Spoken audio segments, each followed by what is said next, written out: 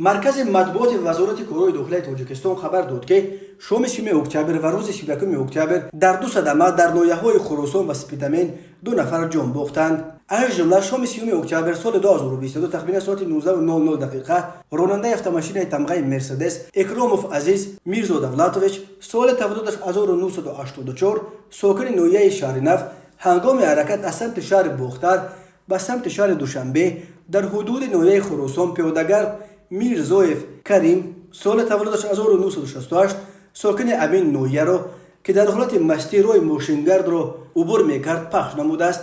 дар натиҷа пиёдагард Мирзоев ҷароҳати вазнини ҷисмонӣ бардошта ҳангоми ба беморхона дастрас намудан дар роҳ ба ҳалокат расидааст.